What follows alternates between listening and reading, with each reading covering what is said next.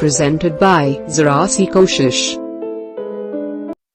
Good morning students. आज हम कक्षा 12वीं की हिंदी में संकलित कविता दिन जल्दी जल्दी ढलता है, जो हरिवंश राय बच्चन द्वारा लिखित है, इस कविता का सरलार्थ पढ़ रहे हैं।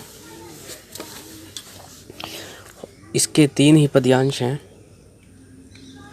हो जाए न पथ में रात कहीं, मंजिल भी तो है दूर नहीं, यह सोच थका दिन का पंथी, जल्दी जल्दी चलता है दिन जल्दी जल्दी ढलता है। तो इसमें लगातार निरंतर हो रहे परिवर्तन को दर्शाया गया है। प्रस्तुत पंक्तियां हमारी हिंदी की पाठ्य पुस्तक में संकलित कविता या गीत दिन जल्दी जल्दी ढलता है से ली गई है। प्रस्तुत पंक्तियों में हरिवंश राय बच्चन जी द्वारा निशा निमंत्रण से उद्धृत की गई है। हो जाए ना पथ में रात कहीं, तो कवि जी कह रहे हैं कि रास्ते में चलते हुए कहीं रात न हो जाए।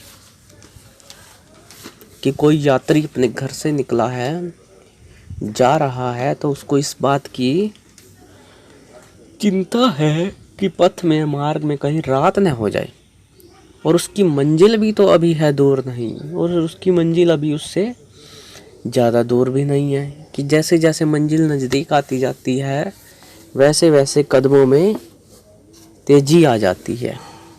तो यह सोचकर थका दिन का पंथी, और पूरे दिन यात्रा करने से थका हुआ यात्री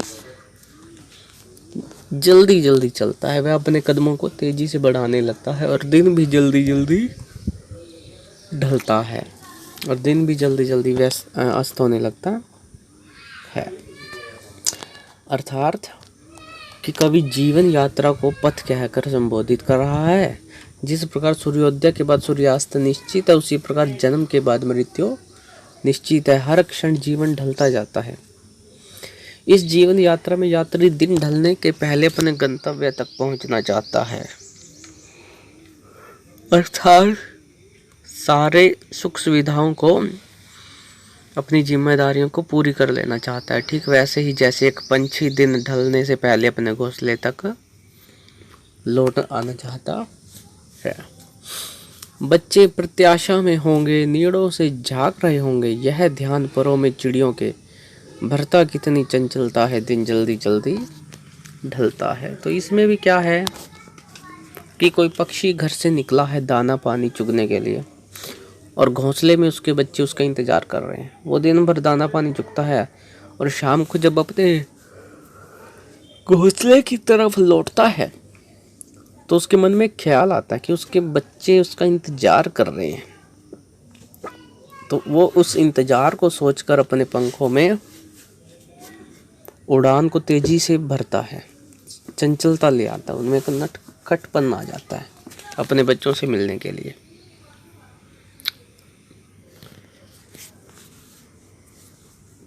बच्चे प्रत्याशा में होंगे, अर्थात उस चिड़िया के बच्चे उस चिड़िया की इंतजार में होंगे, उम्मीद में होंगे, नीड़ों से झांक रहे होंगे, नीड़ घोंसले से अपने माता पिता के लौटने का इंतजार करते हुए झांक रहे होंगे। और यह ध्यान परों में चिड़ियों के, भरता कितनी चंचल, और यही बात का ध्यान करते हुए उस चिड़िया के पंखों में एक चंचलता ले आता है, एक तीव्रता ले आता है। दिन जल्दी जल्दी ढलता है, और दिन जो है बहुत शीघ्रता से ढल रहा है।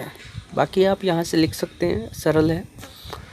मुझसे मिलने को कौन विकल, मैं हूँ किसके हित चंचल, यह प्रश्न शिथिल करता पद को, भरता उर में विह्वलता है, दिन जल्दी जल्दी ढलता है। तो इसमें कवि भी घर से बाहर निकला है, पर उससे मिलने के लिए कोई नहीं है। इसीलिए वो अपने बारे में सोच रहा है कि मैं किसके लिए घर जल्दी पहुंचूं, मेरा कौन इंतजार कर रहा है। और यही बात कवि के मन में जब आती है, तो उसके कदमों में तेजी आने की बजाय शिथिलता या मंदता आ जाती है। कवि कह रहा है कि मुझसे मिलने का कौन विकल है, कि उसके घर उससे मिलने के लिए कौन बेचैन है, Subscribe, like and share. कि जो उसका इंतजार है। मैं हूँ किसके हित चंचल, और मैं किसके हित के लिए, भले के लिए अपने व्यवहार में चंचलता लाऊं, तेजी लेकर आऊं।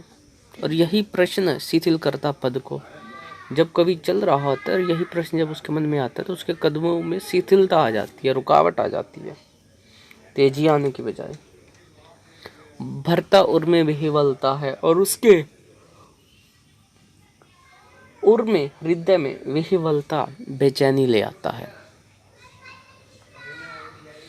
इसीलिए फिर कह रहा है कि दिन जल्दी जल्दी ढलता है, और इस प्रकार दिन जल्दी जल्दी ढल रहा है, समय अत्यंत तेजी से बीत रहा है।